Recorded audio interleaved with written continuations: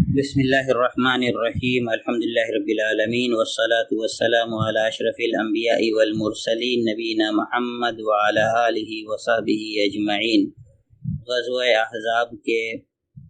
غزوہ خندق کے متعلق سیرت کے پچھلے درس میں ہم لوگوں نے یہ سنا تھا کہ کئی بار مشرکین کی جانب سے یہ کوشش ہوئی کہ خندق پار کر کے مدینہ پر حملہ آور ہوا جائے، اور ہر بار مسلمانوں نے ان کی یہ کوششیں ناکام کر دیں اور دونوں جانب سے تیر اندازیاں بھی ہوئیں۔ اس میں چند افراد مارے بھی گئے تھے، لیکن ان کی تعداد بہت مختصر تھی، انہیں انگلیوں پر گنا جا سکتا ہے۔ مسلمانوں کی جانب سے 6 صحابہ شہید ہوئے تھے اور 10 مشرک، جن میں سے 2 آدمی تلوار سے قتل کیے گئے تھے، اور باقی سب دیگر وجوہات سے فوت ہوئے تھے۔ اسی تیر اندازی کے دوران حضرت سعد ابن معاذ رضی اللہ تعالیٰ عنہ کو بھی تیر لگا، جس سے ان کے دستے کی شہرک کٹ گئی، ہاتھ کی شہرک کٹ گئی۔ انہیں حبان ابن عرقہ نامی ایک قریشی مشرک کا تیر لگا تھا۔ حضرت سعد نے اس موقع پر دعا کی تھی کہ اللہ تو جانتا ہے کہ جس قوم نے تیرے رسول کی تکذیب کی، جھٹلایا اور انہیں مکہ سے نکال دیا، میں ان سے تیری راہ میں جہاد کرتا ہوں، اور یہ مجھے جتنا محبوب ہے کسی اور قوم سے جہاد اتنا محبوب نہیں ہے۔ اے اللہ، میں سمجھتا ہوں کہ اب تو نے ہماری ان کی جنگ کو آخری مرحلے تک پہنچا دیا ہے، بس اگر قریش کی جنگ کچھ باقی رہ گئی ہو تو مجھے ان کے لیے باقی رکھ کہ میں ان سے تیری راہ میں جہاد کروں، اور اگر تو نے لڑائی ختم کر دی ہے تو اسی زخم کو جاری کر کے اسے میری موت کا سبب بنا دے۔ یہ صحیح بخاری کی روایت ہے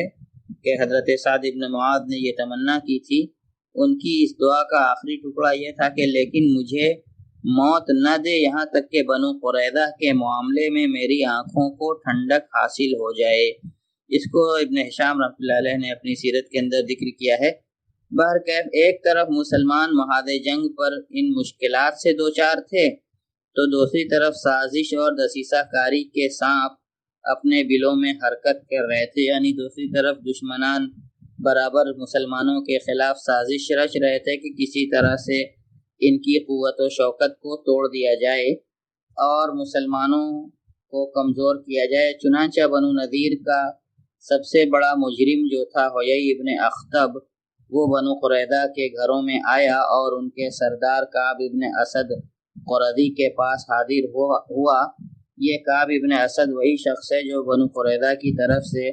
عہد و پیمان کرنے کا مجاز و مختار تھا، اور جس نے رسول اللہ صلی اللہ علیہ وسلم سے یہ معاہدہ کیا تھا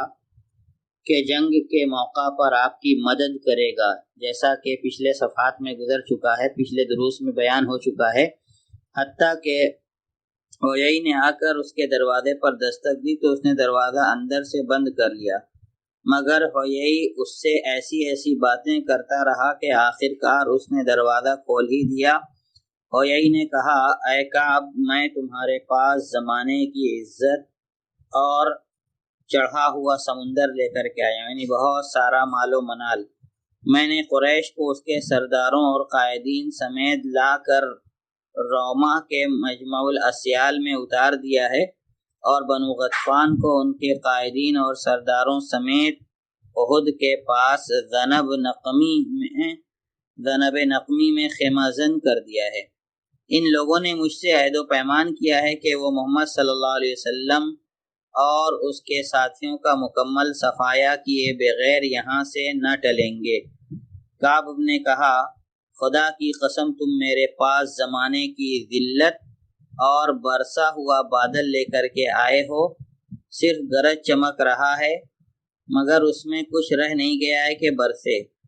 حیی نے کہا، تجھ پر افسوس، مجھے میرے حال پر چھوڑ دے۔ حیی، تجھ پر افسوس، کعب القرظی کہتا ہے کہ تجھ پر افسوس ہے حیی، مجھے میرے حال پر چھوڑ دے، میں نے محمد سے صدق و وفا کے سوا کچھ نہیں دیکھا ہے۔ یعنی جو بات محمد صلی اللہ علیہ وسلم کہتے ہیں اس میں سچے ہوتے ہیں، اور جو وعدہ کرتے ہیں اس کو پورا بھی کرتے ہیں، مگر حیی اس کو مسلسل چوٹی اور کندھے میں بٹتا ہوا اور لپیٹتا رہا، یہاں تک کہ اسے اپنے ہم خیال کر ہی لیا، اپنی بات اس سے منوا ہی لی۔ البتہ اسے اس مقصد کے لیے عہد و پیمان کرنا پڑا کہ اگر قریش نے محمد صلی اللہ علیہ وسلم کو ختم کیے بغیر واپسی کی راہ لی تو میں بھی تمہارے ساتھ تمہارے قلعے میں داخل ہو جاؤں گا، پھر جو انجام تمہارا ہوگا وہی میرا بھی ہوگا۔ اور یہی کہ اس پیمانے وفا کے بعد، یعنی جب حیی ابن اخطب نے اس سے یہ وفاداری کا پیمان کر لیا، وہ معاہدہ کر لیا، تب کعب ابن اسد قرظی نے رسول اللہ صلی اللہ علیہ وسلم سے کیا ہوا عہد توڑ دیا اور مسلمانوں کے ساتھ طے کی ہوئی ذمہ داریوں سے بری ہو کر ان کے خلاف مشرکین کی جانب سے جنگ میں شریک ہو گیا۔ اس کے بعد قریظہ کے یہود عملی طور پر جنگی کارروائیوں میں مصروف ہو گئے۔ ابن اسحاق کا بیان ہے کہ حضرت صفیہ بنت عبد المطلب رضی اللہ تعالی عنہا حضرت حسان ابن ثابت رضی اللہ عنہ کے فارع نامی قلعے کے اندر تھیں۔ حضرت حسان عورتوں اور بچوں کے ساتھ وہیں تھے۔ حضرت صفیہ کہتی ہیں کہ ہمارے پاس سے ایک یہودی گزرا اور قلعے کا چکر کاٹنے لگا۔ یہ اس وقت کی بات ہے جب بنو قریظہ رسول اللہ صلی اللہ علیہ وسلم سے کیا ہوا عہد و پیمان توڑ کر آپ سے برسرے پیکار ہو چکے تھے، یعنی آپ کے خلاف جنگ میں لگ چکے تھے، اور ہمارے اور ان کے درمیان کوئی نہ تھا جو ہمارا دفاع کرتا۔ رسول اللہ صلی اللہ علیہ وسلم مسلمانوں سمیت دشمن کے مقابلے میں پھنسے ہوئے تھے۔ اگر ہم پر کوئی حملہ آور ہو جاتا تو آپ انہیں چھوڑ کر آ نہیں سکتے تھے۔ اس لیے میں نے کہا اے حسان، یہ یہودی جیسا کہ آپ دیکھ رہے ہیں قلعے کا چکر لگا رہا ہے، اور مجھے خدا کی قسم اندیشہ ہے کہ یہ یہودی باقی یہود کو بھی ہماری کمزوری سے آگاہ کر دے گا۔ ادھر رسول اللہ صلی اللہ علیہ وسلم اور صحابہ کرام اس طرح پھنسے ہوئے ہیں کہ ہماری مدد کو نہیں آ سکتے، لہذا آپ جائیے اور اسے قتل کر دیجیے۔ حضرت حسان نے کہا واللہ آپ جانتی ہیں کہ میں اس کام کا آدمی نہیں۔ حضرت صفیہ کہتی ہیں کہ اب میں نے خود اپنی کمر باندھی، پھر ستون کی ایک لکڑی لی اور اس کے بعد قلعے سے اتر کر اس یہودی کے پاس پہنچی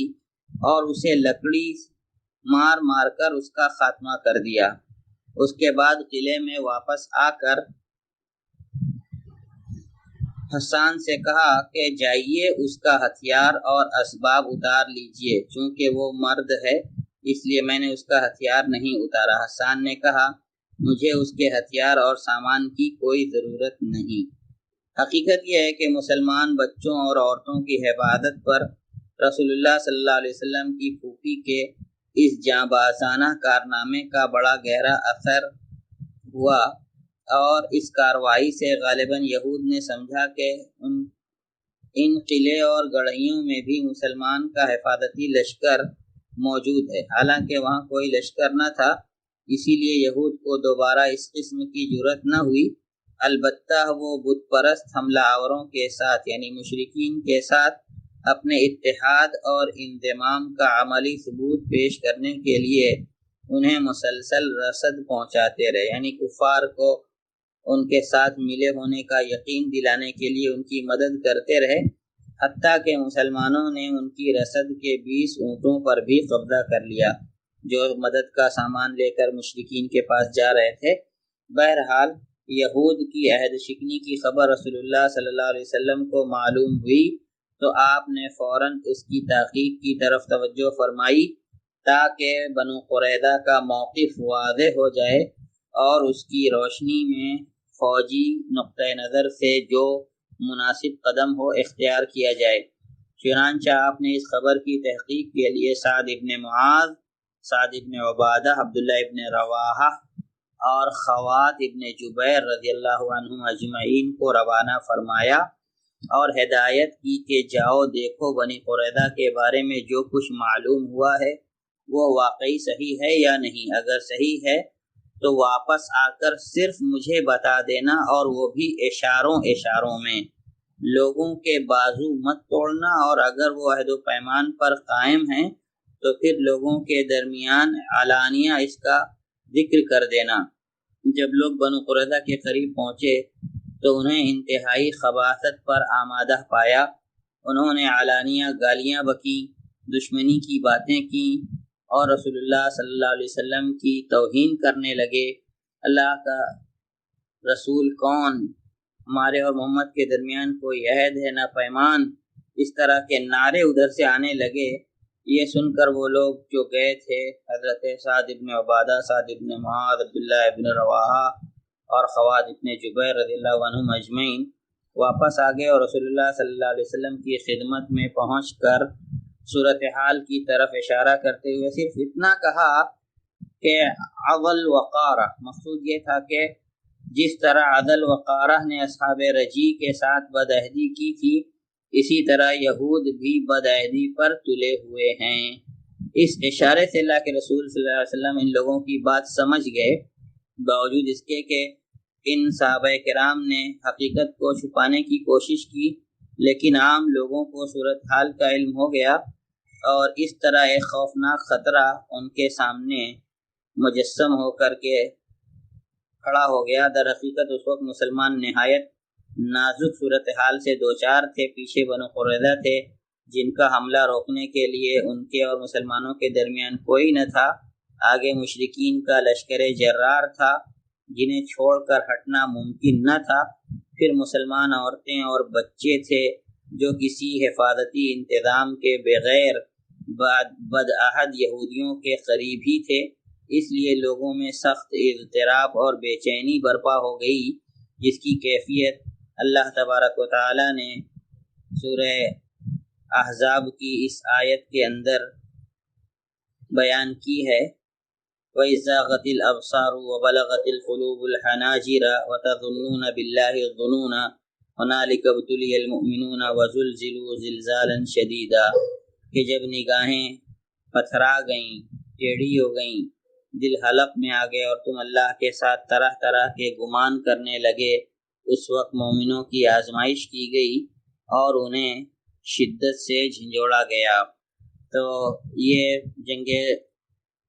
احزاب، جنگ خندق کے، غزوہ خندق کے کچھ واقعات ہیں۔